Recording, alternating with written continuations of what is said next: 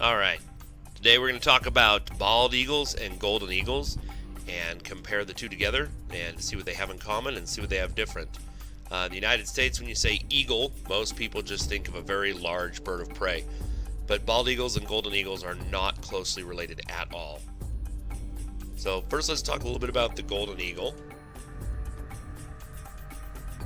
The golden eagle is the most successful and widespread eagle species on our planet, and that's based off of their range. This is the normal range of a golden eagle. The dark areas, you can see they've pretty much taken over most of the northern hemisphere. And depending on the taxonomic classification of how you view it, golden eagles have an even bigger range, including down to here. That's because of this eagle, the Varro's eagle, or African black eagle, which, as you can see, just looks like a black version of a golden eagle, and that's really what it is. It's specialized in the parts of Africa where the golden eagle doesn't exist, and it can interbreed with golden eagles, and many consider it just to be a black version of a golden eagle. They specialize in hunting this animal, a rock hyrax, which, believe it or not, is a distant cousin of the elephant. Now in Australia, there's this eagle, which again looks very similar to a golden eagle, and genetically it came from golden eagles. This is called the Australian wedge-tailed eagle. And this used to specialize in hunting kangaroos, which is not an easy, kangaroos and wallabies are not an easy quarry, but over time Europeans brought rabbits, and now this is a rabbit hunter, hunting non-native rabbits in Australia. Can you imagine hunting something that large? It takes a member of the golden eagle family to be able to do that. Now, golden eagles and wedge-tailed eagles have also been crossbred successfully just fine. So, again, many consider the wedge-tailed eagle to basically be a form of golden eagle. Now, the bald eagle. This is where bald eagles live. They have a much more restricted range. Alaska, Canada, United States, northern Mexico, and coastal Mexico. Now, there's these two families. Aquila is the family of the golden eagles, and Haliaeetus is the sea eagles the bald eagles belong to. So, biologists consider the Aquila family to be the true eagles. And some things the family has, they have long, comparatively narrow wings. You wouldn't look at their wings and think they're narrow, but compared to the sea eagles, they do have narrow wings, which actually makes them faster. They have a long and very flexible tail. Remember, the rule of a tail is the longer your tail is, the more agile and maneuverable you are. They have very long legs, long toes and talons compared to the sea eagles. In flight, they keep their long neck pulled in most of the time. Their neck is 18 inches long. You can't tell because it's snaked around, and usually, again, the head is down. Now, when taking off, there should be an impression of a short neck and a long tail. It's the exact opposite of what the sea eagles. Now, those long wings and long tail, again, gives agility when pursuing fast, agile prey that is aware it is being pursued. We're going to talk about what these Aquila eagles hunt, but all of their prey can see them coming. When a bald eagle goes after a fish, usually that fish is unaware that it's been spotted in the sky by a bird. So you need more agility when your prey can see you and is trying to dodge you or outrun you. Now, the smallest member of this Aquila family is the aptly named little eagle in Australia, and it's really this little eagle is about the size of a red-tailed hawk, but it is a true member of the Aquila eagle family. Now, the biggest member of the Aquila eagle family is a recent extinction. It's called the Haast's eagle. It was the largest predatory bird in New Zealand, and it hunted, as you can see in this painting, the moa bird. The moa bird was about a 10 to 15 foot tall bird, kind of like a giant emu, and the Haast eagles actively hunted them. But when people killed off the moas, then the food supply of the Haast eagle had disappeared, and they disappeared as well. It's possible there are sightings of Haast eagles supposedly going into the 1920s, so it's considered a recent extinction. Now, some other members of famous members of the Aquila family are the tawny eagle. and this is usually a very light colored, probably the lightest member of the Aquila family. And the darkest member is, of course, the black eagle, or the Varro's eagle of Africa, we talked about earlier. But all of the Aquila eagles are what we call booted. This means that they have feathers running down their legs all the way down to the base of the foot. They all have that, and it's one of the distinguishing characteristics. Now, the Haliaeetus, or sea eagles, this is the family that the bald eagle belongs to. They have long, broad tails, long, broad wings, and if you can see in the picture, these secondary feathers right here, those are much longer than you'd expect. So they're not narrow in any way. They have a short, broad tail. It's kind of stumpy. Their legs are comparatively short. Their toes are comparatively short. Their talons are short, stumpy, but thicker, wider. They have an oversized bare beak, and the skin on their face usually will extend much further up by the eyes than they do on the Aquila eagles. And they have long hackles on their head that is, in many cases, they poof out all the time. Gives their head a much larger appearance than it really is. Everything about the Haliaeetus family is designed to slow them down as much as possible over open water. So if you're going after a fish, speed is not the issue. You have to go very slow and time yourself perfectly, grab onto the prey, and then be able to take off, having now carried a much heavier load without falling into the water. So they're built to go slow without dropping in altitude. Now, I want to compare these two birds. The bird on the left is a bald eagle, just caught a fish. The bird on the right is an osprey, which is its own family. It's a bird of prey. It's not closely related to eagles or hawks. Now, what the osprey is doing, it's got its feet out and it is diving headfirst into the water, and it will go down several feet to catch a fish. That is what people think bald eagles do, but they really don't. Bald eagles, if they're hunting fish, if at all possible, they try to grab them off the surface. They don't want to dive. They're not built to dive down and be able to recover from that. This is an African fish eagle. If you're on the internet and on YouTube, a lot of times this will get mistakenly called a bald eagle. It does look a little similar, but it's not as heavily built. But take a look, just like any member of that family, look how far back the skin on the face goes. That's bare. Okay, and we'll talk about why that is in a minute.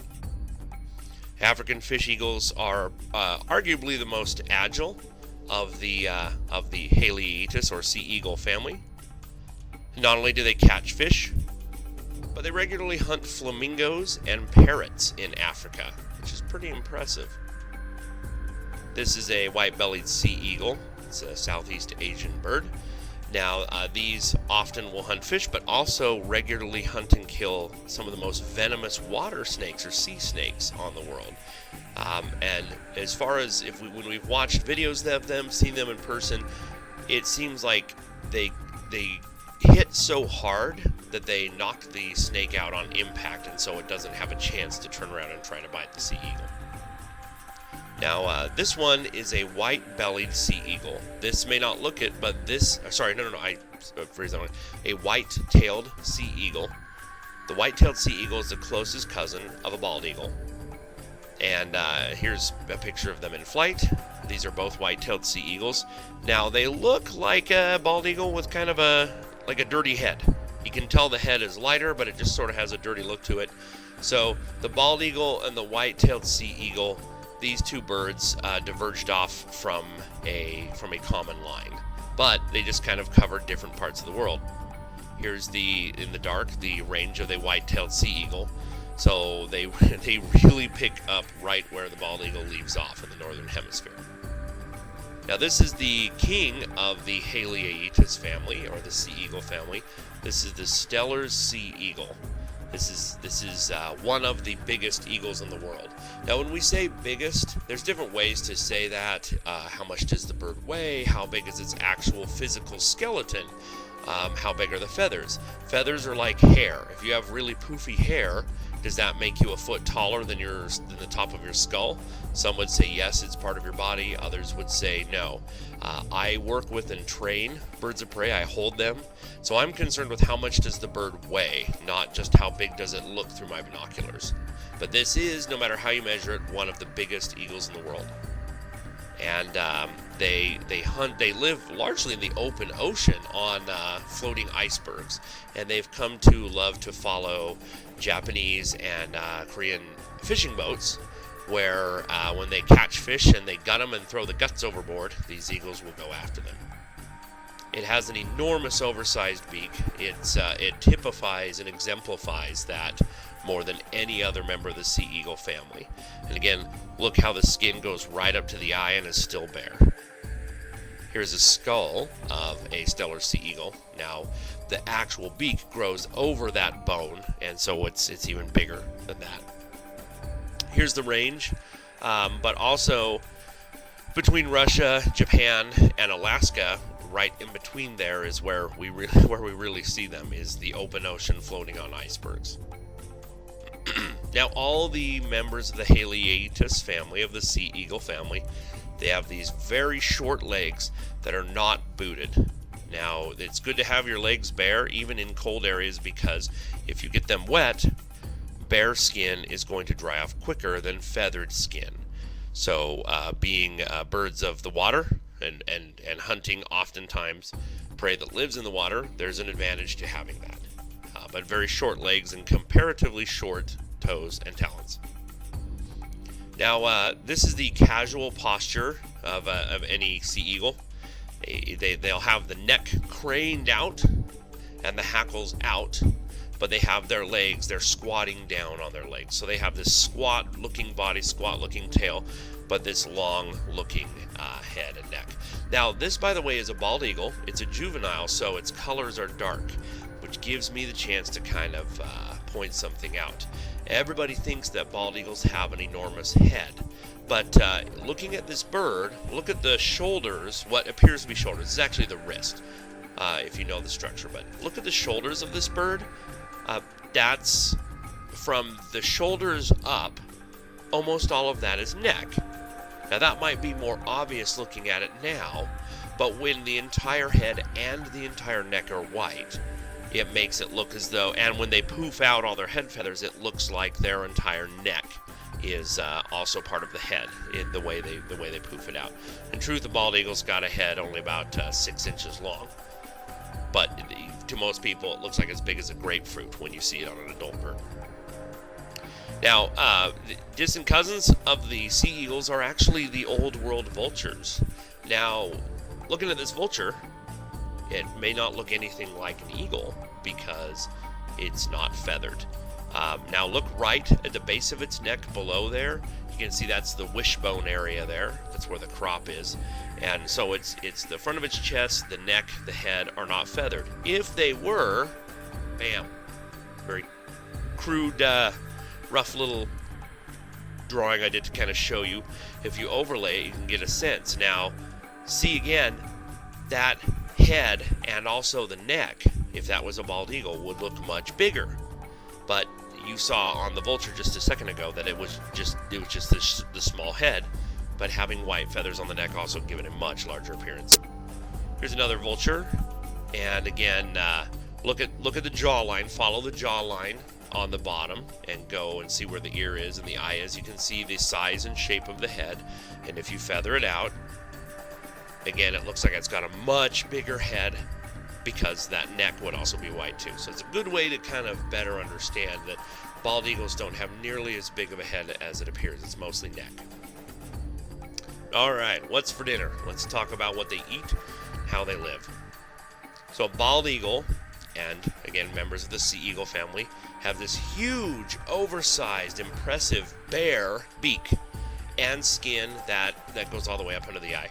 Now, this eagle is wearing a hood because it's perched right next to another eagle, and I didn't want them to kill each other.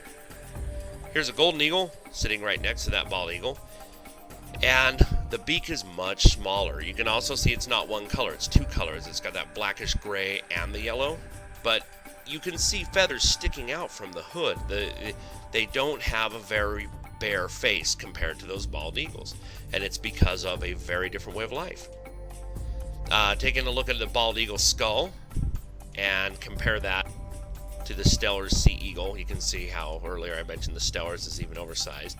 But back to that bald eagle, having a bare beak has a purpose, and that is because they are fish hunters. Now, birds, they have arms, they have hands, they even have 3 fingers on each arm, but they use those arms as wings, and so they can't clean their face or do anything with their other than fly. So if you are a bald eagle and you are eating a fish, that's pretty messy. You can get fish slime all over your face, and if you get them on your feathers, that's particularly hard to get off. It's easy for then, if you can't get it off, for bacteria to grow. You can get an infection. So having a bare face is a way to try to keep bacteria minimalized and try to keep clean. It's easier to just clean off a bare beak in the water than feathers that have fish slime dried on them. Now, this is the same principle as vultures. Vultures will have their entire head bare, again for the same reason. They're eating dead stuff and getting it in, getting bacteria on their head. It's a lot much easier to clean off if you can just wash it off a bare skin. Now, bald eagles may be fish hunters, but they are actually, if they choose, quite capable of hunting other things. This is one going after a small songbird, and another one also doing the same thing, which is impressive that they are agile if they need to be. Here's one that caught a snow goose. Bald eagle that caught a duck, and another goose caught, and I believe this is a species of gull. In all of these cases, hunting birds is very much the exception to the rule with bald eagles.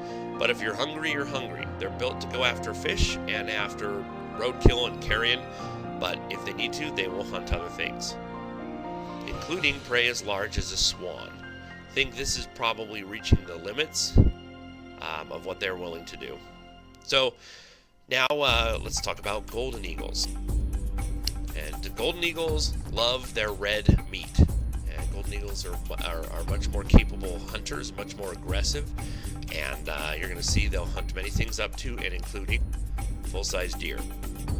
As a trained falconry eagle in Europe, hunting a roe deer. Let's look at the feet and compare how they use them. This is a bald eagle foot, and you can see the toes are short, the talons are thick, but they're kind of stumpy, and again, that is because they're fish hunters. So if you need to grab into a fish, once you have it, you need to just latch down like a vice grip and just hold them tight.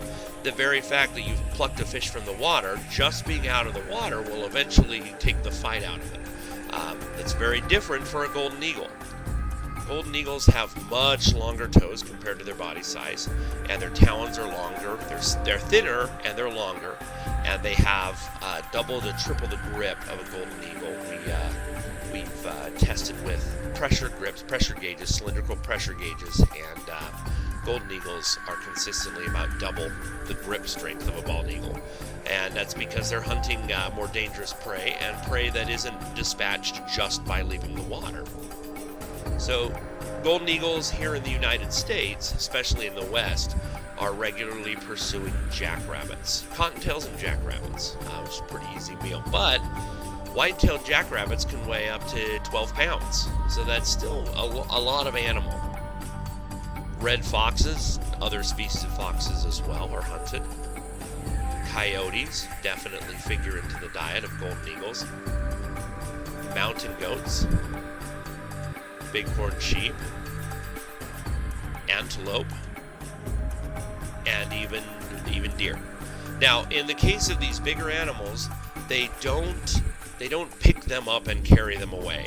Typically, they try to find them on the edge of a cliff and maybe knock them over.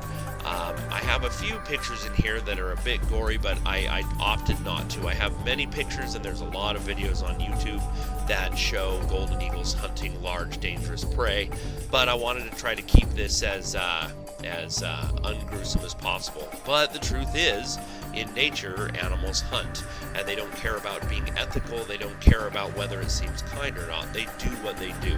But I'm trying to get the information across with as little gore as possible. They also like to attack cameramen sometimes. Now this is a picture of a golden eagle latching onto a deer. Again, impressive that a bird would be willing to do that. This is in Wyoming, one that was going after an antelope. It's kind of sad because the antelope, it kept going after and attacking, and it took several hours, which is sad, very sad for the antelope, but it's nature and it's doing what it does. This is another deer that was hunted, and a fox. And in Russia and Mongolia, golden eagles are used and trained to hunt wolves. As early back as Marco Polo, this has been documented. Marco Polo witnessed this and saw it happening, and it is still practiced today over in the Old World. Now, sometimes nest sites demonstrate some of the most interesting prey items. So let's take a look at a few of these. Again, we saw a couple of pictures of bald eagles plucking small birds out of the air. I don't have pictures like that with golden eagles, but these nest shots give us a clue. So, two baby eagles, golden eagles. There's a kingbird. It's a very agile songbird that hunts flies and small insects, and yet a golden eagle was able to catch it out of the air. Two things in this nest. You can see there's a young badger, and there's a bunch of turkey feathers. Turkey is a powerful bird that weighs more than a golden eagle, so you've got hunting badgers and hunting turkeys. Western meadowlark, another very agile songbird. This nest has got several interesting things. In the upper left-hand corner, you can see feathers from different types of seagulls. In the center and to the right, you can see ravens that the mother caught. And then all throughout the nest, there's like 4 or 5 gray foxes with radio transmitter collars on. So wherever this is taken, apparently the golden eagle was catching these that were being surveyed or studied, and it's the circle of life. Sad, but it's how it happened. Now this is one that came into a wildlife rehabilitation facility, and you look at its face and its feet. It caught a porcupine and was so injured that it couldn't take off. Well, the wildlife rehabilitators got the quills out, got him on antibiotics, and were able to release him in the wild. But you're gutsy if you're willing to attempt to go after a porcupine. You can see again, just that must have been very painful. Now, golden eagles typically stay with their mate year-round, but with is a loose term. That means you might be within 5 miles of your mate in the same territory, and during the breeding season, you're more actively involved, and the rest of the year you might be apart quite a bit. But it's you and your mate, and any other eagle that comes into your territory, you're going to try to chase out or kill. This is very different than bald eagles. Bald eagles are somewhat social, is how it's usually phrased. I view it basically as like being northern full-feathered vultures. We see them in trees, and they congregate anywhere they know there's going to be food. Most often people hear about salmon runs, but they will also follow fishing boats in mass going after the scraps that are left out. So anywhere that there's a chance for a regular meal, bald eagles will congregate. Golden eagles would never tolerate that with each other. Now, many Haliaeetus eagle species, the sea eagle family, they'll engage in ritualized aggressive food sharing. So this is where there's a dead salmon, one eagle goes down, takes 5 bites, another eagle comes down with its talons spread out, and the first one takes off, the second one lands, eats a few bites, the next one comes down. It almost looks like they're sharing or taking turns, but they're not. It's a form of ritualized aggression that everybody gets a meal, but hopefully nobody gets attacked. But if they have to, then they will attack, and they will fight back. Golden eagles, if they did this, they would kill them. But members of the sea eagle family, they'll fight and wrestle and get injured, but usually they make it okay. Another shot of some Steller sea eagles fighting. And some bald eagles fighting. And now this is a juvenile bald eagle in the back chasing an adult bald eagle in the front. It almost looks like a golden, but it's not. Now, golden eagles are so aggressive that they even reintroduced California condors. Golden eagles will chase them off and attack them, and have occasionally killed them. A condor is almost double the size of a golden eagle, but the golden eagles, they're just so territorial and aggressive. Now, we need to talk a little bit about the nests of both of these birds and the nesting choices and nesting behavior. So, golden eagles usually are cliff nesters. It's not always true. There's no handbook for eagles that says, you must do this. But they definitely prefer to nest on cliffs. Now, in this case, you can see this nest here. I think I got another... Oh, yeah. These nests, they don't have to be 1,000,000 feet in the air. They might just be on a small little rock face 10 feet off the ground. Or they might be 1,000 feet up on a cliff. But here's the thing. Usually golden eagles will have 4 to 5 nests, and they'll rotate their use. Every year they add more. You can see this nest in this picture. It really looks like 3 complete nests stacked on top of each other. They just keep adding, and eventually when it falls down, then they just rebuild. This is that first nest I showed you a minute ago. If you look down at the bottom, you can see a little baby eagle there. And the freeway in the background. So this is right next to an active freeway in Utah. And the nest itself is only about 10 or 15 feet off the ground. Again, these nests keep getting built and added to, as I mentioned earlier. When they fall down, the eagles just rebuild them. But this is, you hear reports of eagles 20 feet tall.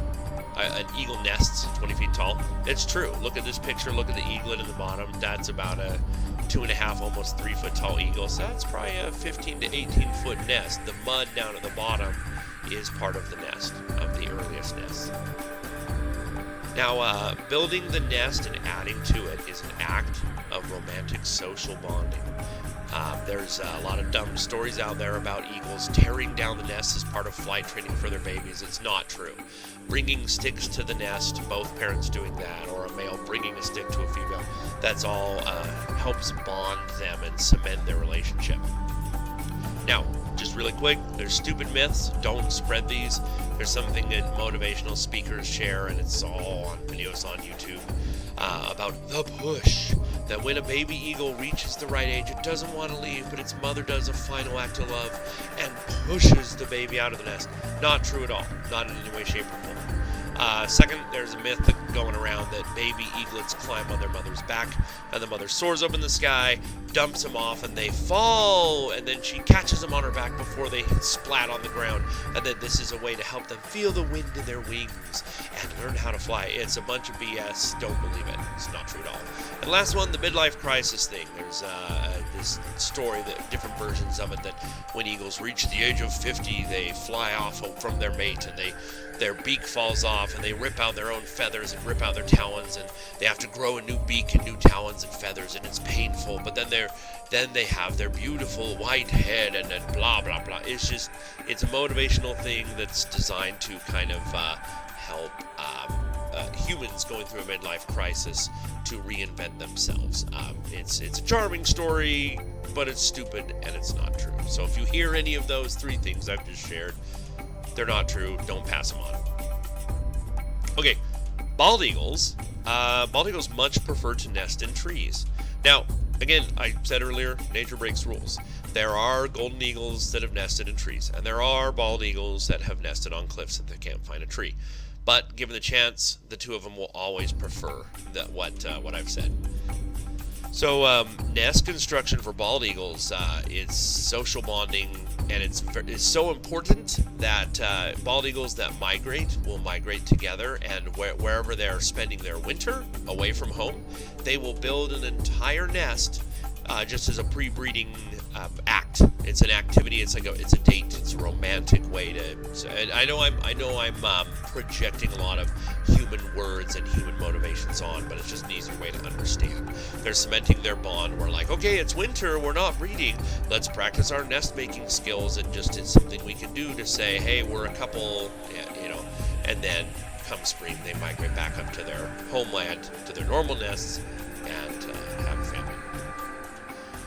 In both bald eagles and golden eagles, the babies hatch their tiny fluff ball, and they get pudgy, and they grow very quickly. And soon, within 2 or 3 months, they are as heavy as mom and dad.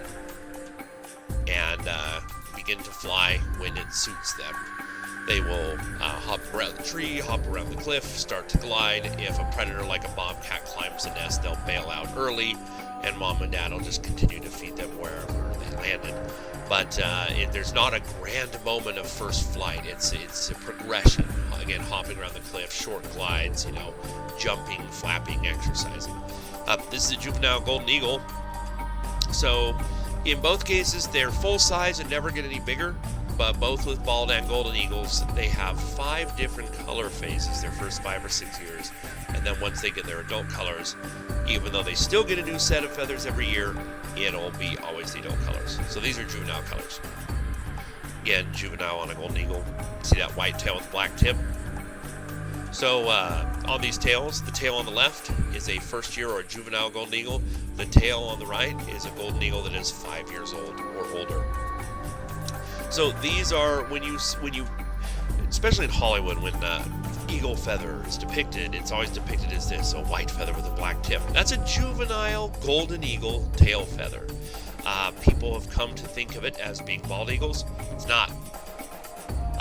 The eagle feather headdresses worn by many Native American tribes were traditionally made out of these 1-year-old golden eagle feathers. And there's been a lot of misunderstanding, because since the bald eagle is the national bird of the United States, and since this headdress is quite an iconic symbol, society has infused the two together to where now most people think that this type of headdress is made out of bald eagle feathers. The fact is, it just is not. It was traditionally always made with golden eagle tail feathers. Now, here's with the bald eagles. This is a juvenile bald eagle. They kind of start splotchy like this. And then here's on the golden eagle how they look more smoky. And then the golden eagles finally get to this. So that splotchy look and then going to smoky, it's what we watch from the goldens. Now, this is also meant to kind of show left to right. Left is around a 1-year-old bird. Middle is 3. The one on the far right is 5. Golden eagles, this is a baby in a nest. And look how huge the feet are already. And you can see there's feathers already booted all the way down to the base of the foot. Again, these babies just have tremendous strength even before they've left the nest. Again, these are also baby feet. This is a photo you can see on the lower right. This is a bander took this photo. They put a metal tracking band on the bird's leg and put it back in the nest. But those are some intense feet. Now, bald eagles, very different. Bald eagles hatch and they're kind of gray instead of white. And they start to turn a brown color. So the baby bald eagles. Baby bald eagles grow into being almost black. You can see, same babies. And so here's a baby bald eagle getting ready to leave the nest age-wise. Now, if you don't know better, you might look at that and think it's a golden eagle. But look, the beak is black. A bald eagle has a beak that's pure black, and then it turns pure yellow. Golden eagles always have a beak that's black and gray, and then has yellow around the nostril. Also, there's no golden hackles on the head. Now, this is maybe a 3-4-year-old bald eagle. And then finally, as an adult, they get the white head, the white neck, and the white tail. But again, look at the legs. Look how stumpy the legs look compared to some of the pictures we've seen of golden eagles. They need to have a stouter build. You're slamming into a fish, and then you just need to vice grip it down and carry it off. Okay. So when I was showing you on the grid earlier, I mistakenly, the first one was a golden eagle, and I said bald eagle, and then the others were gold. So these are the grids for the bald eagles. This is about a 1 or a 2-year-old bald eagle feathers. Again, it's not a distinct white with a black tip. Instead, it's kind of black and splotchy. And then this might be by 3 years. Again, still kind of salt and pepper splotchy. And then this is maybe a 4-year-old, and then a 5-year-old. So this is just to kind of wrap things up here, this is a bald eagle and the golden eagle I showed you earlier perching by each other. And again, they're wearing hoods. Hoods are alarming if you haven't seen one before, but when training birds of prey, covering their eyes helps them relax and helps them stay calm and feel nice and at ease. If these two had their hoods off, the golden eagle would turn around and kill the bald eagle. So didn't want that to happen. So with the hoods, you could see them side by side without any risk to the birds. Now they're also wearing leashes, so even if they did lunge at each other, they're on restraint. But they're both wearing hoods that only cover their head. Now look at the bald eagle's head. You see a bunch of white sticking out down below. That's all neck feathers. But because we're so used to projecting the idea a bald eagle has a white head, that if anything that's white is sticking out, you still think it's head, and it's not the head, that's the neck. But look at the difference in the body shape. That bald eagle is really stout and kind of stumpy. The golden eagle is very long and kind of lanky, sort of stretched out. Underneath these feathers, you have to understand their legs. Here's a picture to show you on a bald eagle. Bald eagles, you can see, have they're standing on their toes, but you go from the hip to the knee to the heel, and then all the way down. But that being said, their leg bones are comparatively shorter than on those of a golden eagle. So look especially where the knee joint would be, and compare that now on this golden eagle. This is the same golden eagle you saw a minute ago, but this is when it was just a juvenile. And look at how long the leg bones are there. So a lot of people will have exaggerated tales of when they saw an eagle in the wild and that it was 6 feet tall. A big golden eagle standing on your fist is maybe 2.5 feet tall, but they're squatting and they have their neck kind of retracted. If they stretch out their legs and stretch out their neck, they can stand about 4 feet tall. And if you're alarmed or didn't expect to see them, then your brain automatically is startled and usually adds another foot and a half to that.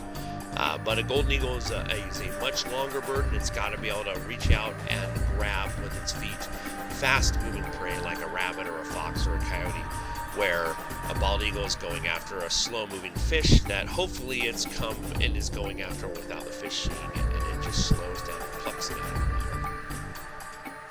Well, I hope you enjoyed this video. I love eagles, both bald and golden eagles. I've trained many of them in wildlife education and helping in wildlife rehabilitation, and also in falconry. I've trained and flown them and let them hunt and fly totally free. I hope you enjoy learning about them, and I hope you get the chance to see eagles in the wild. If you get a chance, take a look at my YouTube channel. I have many other videos on eagles and birds of prey. And thank you so much for watching.